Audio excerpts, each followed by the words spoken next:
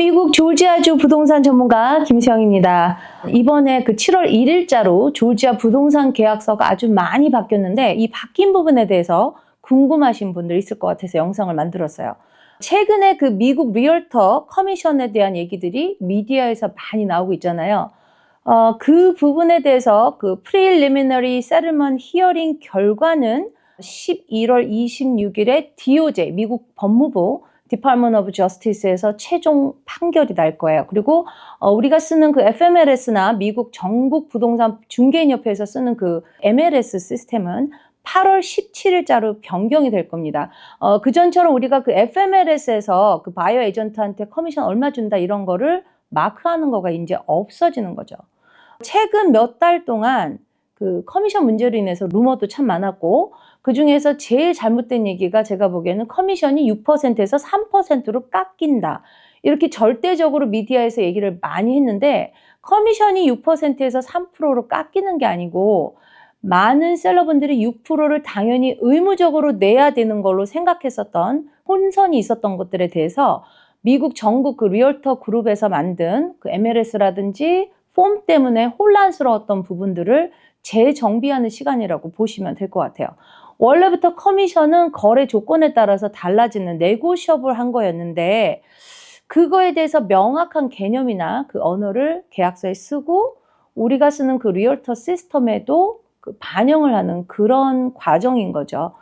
이번에 그 7월 1일자로 바뀌는 계약서에 대해서 잠깐 말씀을 드리면 우리 조지아 리얼터 어소시에이션은 다른 주에 있는 그 부동산협회 어소시에이션보다 상당히 그 어드밴스드 된 컨트랙을 쓰고 있었어요. 이미 그 커미션이 네고셔블 하다는 거를 계약서에 다 브레이크다운을 해갖고 셀러가 안 주면 커미션 안 주면 바이어가 뭐 이만큼 커미션을 준다 이렇게 이미 브레이크다운을 해서 계약서 자체를 바꿔서 쓴 지가 벌써 몇 년이 됐습니다. 그리고 우리 조지아 그 부동산 협회는 전년도에 그 분쟁 소지가 될 만한 그런 계약서에 대한 내용이라든지 그 클리어하지 않았던 부분들에 대해서 그 다음 연도에 항상 계약서를 재정비해서 리바이스를 하고 절차가 잘못됐다거나 뭐 말을 다시 부드럽게 해야 된다거나 그런 부분들을 보통 6월 달에 다시 재정비를 했었거든요. 근데 이번에는 그냥 뭐 철자나 말을 고치는 정도의 수준이 아니고 7월 1일자로 해서 계약서가 많이 변경된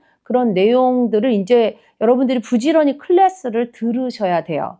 제가 오늘 준비한 영상은 저는 이제 우리 회사 그 웰스포인트 리얼트 브로커로서 그 계약서 바뀌는 내용으로 인해서 법적 해석을 어떻게 해야 되는지 미리 공부를 했지만 많은 우리 한인 에이전트 분들하고도 이 공유를 하고 싶어서 영상을 만들게 된 거거든요. 첫 번째로 큰 변화는 뭐냐면요. 모든 브로커리지 어그리먼트의 그 커미션은 네고셔블이고 주 법에 의해서 정해진 게 없다라는 말을 디스클로즈를 해야 돼요. 그렇지만 이 말이 그 각자 에이전트가 매번 계약을 할 때마다 이 커미션에 대한 딜을 해야 할 때 의무는 없어요. 그러니까 우리가 받을 커미션에 대해서 네고시에이션을 안 했다고 해서 법에 저촉된다는 얘기는 아니라는 거죠. 그리고 이제 두 번째는 바이어 브로커지 어그리먼트에 있어서 바이어한테 전체 세일즈 가격에서 몇 퍼센트를 커미션을 받을 건지 그 맥시멈 금액이 얼마인지 밝히도록 표시하게 돼 있고 또 그 금액은 또 구체적이어야 돼요. 그래서 바이어는 바이어 브로커가 셀러한테 커미션을 받는다는 거를 뭐 허용한다 뭐 이렇게 두루뭉실하게 얘기하는 게 아니고 구체적으로 셀러한테 받을 수 있는 금액을 맥시멈이 얼마를 안 넘는다 이런 것도 써야 되고요. 그거를 바이어가 허용을 하느냐 안 하느냐 그것도 체크업을 하게 돼 있어요. 그리고 셀러한테 그 커미션을 받는 경우에 바이어가 내야 되는 그 바이어 브로커 커미션이 줄어들 수도 있다라는 거를 마크를 하게 돼 있고요. 그리고 셀러가 커미션을 주더라도 전혀 줄어들지 않고 바이어가 일정 금액을 딱 정해놓고 바이어가 얼마를 준다라고 하는 그런 옵션도 있어요. 그리고 그 exclusive buyer brokerage agreement 없는 바이어가 커스터머로 일을 할 때도 protected period가 있어서 바이어가 커스터머로 일을 했을 경우에도 커미션을 받을 수 있는 protected period가 생겨서 buyer as a customer agreement에도 그 랭귀지를 추가를 했습니다. 이건 뭐 우리한테 좀 좋은 것 같아요. 그리고 세 번째는 앞으로 모든 계약서 양식에 커미션이라는 표현을 쓰지 않습니다.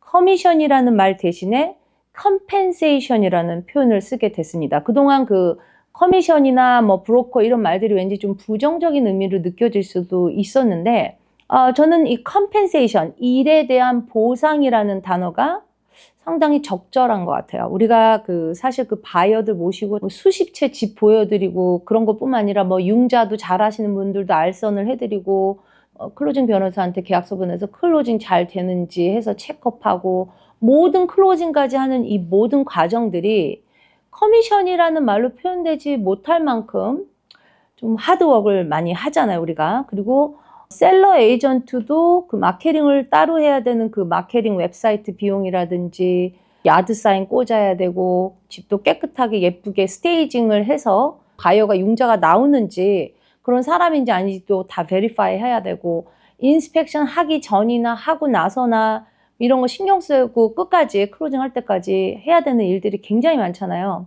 그래서 그 셀러 에이전트든 바이어 에이전트든 커미션이라는 말보다는 우리가 수고한 거에 대한 일에 대한 보상, compensation이라는 단어가 아주 적절하게 바뀐 것 같아요. 제가 생각하기에는. 자, 그리고 네 번째 아주 큰 변화가 있습니다. 여러분들 앞으로 바이어한테 집을 보여주러 가실 때 미리 셀러 에이전트 분들한테 받아야 되는 폼이 하나 생겼어요. Pre-Showing Compensation Agreement F258인데요. 이걸 그 셀러 쪽 에이전트한테 집 보여주기 전에 받으셔야 돼요. 조지아 리얼터 어소시에이션 그 제너럴 카운슬 세스 웨이즈먼 변호사가 말을 하기는 앞으로 그 셀러가 바이어 브로커의 그 커미션을 페이를 하든지 아니면 셀러 에이전트가 커미션을 페이를 하든지 누가 얼마를 페이하든지 이런 거에 대해서 이 폼에 작성을 해서 집을 보여주는 그 집에 놓던지 그 에이전트한테 보내주든지 이 사인된 폼을 멀티플 카피를 해서 집을 보여주는 그 바이어 브로커 쪽에다가 제공을 해야 된다는 얘기죠. 앞으로 어떻게 해야 될지 조금 복잡하게 된 부분도 좀 있어요, 솔직히. 그 FMLS에서 딱 보면 좋은데, 근데 이제 그걸로 인해서 이번에 그 리걸 문제가 생긴 거니까, 이거는 이제 뭐 바뀔 수밖에 없는 거죠. 좀 복잡하긴 하지만요. 그리고 다섯 번째 아주 큰 변화는, new form이에요. 이거는 Broker Compensation Agreement, 그 GAR Form F259인데, 이거는 기본 Purchase and Sales Agreement하고 같이 attach 되는 exhibit이에요. 이거 여기서 굉장히 흥미로운 건 뭐냐면, 셀러가 그 바이오 브로커한테 얼마 커미션을 준다고 했다가, 예를 들어서 나중에 고장난 거가 뭐 비용이 많이 나온다. 그래갖고 그거를 안 고쳐주겠다. 뭐 비용을 뭐 깎자. 그래서 Purchase and Sales Agreement에 어멘드를 한다고 해도 이 커미션 계약서에 대한 거는 해당 브로커가 리튼 컨센트를 주기 전에는 얼터를 할 수가 없어요. 어멘드먼트를 할 수가 없다는 거죠. exhibit은 메인 컨트랙을 supersede 하는 거 아시죠?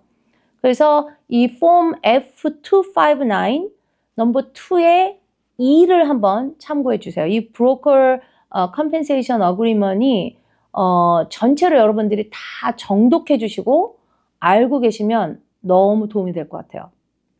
자, 그리고 이 커미션에 대한 부분을 셀러가 내느냐, 셀러 브로커가 내느냐, 바이어가 내느냐 이걸 전부 다 디파인을 하다 보니까 Instruction to Closing Attorney 이 폼도 바뀌었고 그리고 기본적인 Purchase and Sales Agreement에 대한 내용들도 바뀐 거를 읽어보시면은 아실 거예요. 주로 그 커미션을 누가 지불하느냐에 대한 내용들이에요. 대부분이.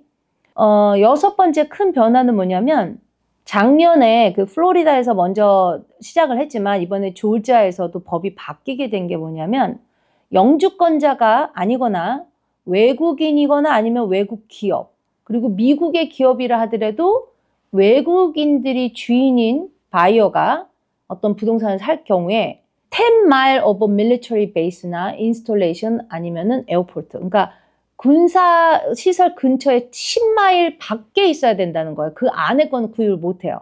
그래서 우리가 부동산 전문가임에도 불구하고 우리 바이어가 살려고 하는 부동산이 근처에 군사기지라든지 밀리터리 에어포트라든지 이런 게 있는지를 알았을 경우에 우리가 어떻게 법적으로 해야 되는지를 이것도 법적 자문을 좀 받아야 될 그럴 필요성이 있어요. 우리도 이제 알아야 된다는 얘기고, 셀러가 그 집이나 땅을 팔아달라고 할 때도 그런 거에 대해서 셀러 에이전트로서도 알아야 된다는 그런 얘기예요. 그래서 리스팅을 받을 때부터 셀러한테 주의를 주고 법적 책임이 있다는 거를 알려주셔야 돼요. 그리고 7번째 변화는 뭐 간단한 거, 이거는 이제 앞으로 리스에 대한 법이 바뀐 게, 렌트를 할 때 아무리 세입자가 크레딧이 안 좋고 그래도 집주인이 세입자한테 2달 이상 시큐리티 디파짓을 요구할 수가 없게 바뀌었어요. 근데 이제 아무리 이제 뭐 안 나가서 할 수 없이 크레딧이 조금 안 좋더라도 어떤 사람을 받았는데 좀 찝찝할 거 아니에요. 크레딧이 너무 안 좋거나 그러면. 그럴 경우에는 이거 뭐 제가 살짝 드리는 팁이지만, 조금 더 안전하게 하시고 싶으시면 시큐리티 디파짓이라는 거는 퍼블릭 머니, 공금이기 때문에 많이 예치하는 거를 지금 주에서 금지하게 바꿨으니까 라스트 먼스 렌트를 미리 컬렉트를 한다든지 하는 것도 방법이 될 것 같아요. 제 생각에. 그 대신 시큐리티 디파짓이라는 그 이름으로 예치하는 거는 이제 2달로 한계가 정해졌다는 거 기억하시면 좋을 것 같아요. 여러분, 뭐 제가 너무 영상을 길게 할 수도 없고 이게 C 클래스도 아니고, 제가 봤을 때 이제 가장 큰 변화가 된 게 이 정도 되지 않을까 싶어서 요약을 해서 말씀을 드렸는데, 여러분들 앞으로 그 7월 전후로 그 계약서에 대한 교육을 여기저기서 많이 할 거예요. 그래서 계약서에 대한 변화를 알고 계셔야지 프로페셔널 부동산 전문인으로서 그 법적 책임에서 자유로울 수 있을 거라는 거 제가 또 이 시간을 통해서 말씀을 드렸습니다. 저는 또 다음에는 뭐 에이전트 분들을 위한 교육도 가끔 할 거고요. 그리고 집 보여드리는 거, 뭐 지역 소개하는 거 여러 가지로 다양하게 제 채널을 운영을 하고 있는데, 여러분들 구독해 주시면 다방면으로 도움이 될 거니까 구독도 해주시고 응원 댓글도 좀 달아주시고 알람도 설정해 주시면 감사하겠습니다. 감사합니다, 여러분. 안녕히 계세요.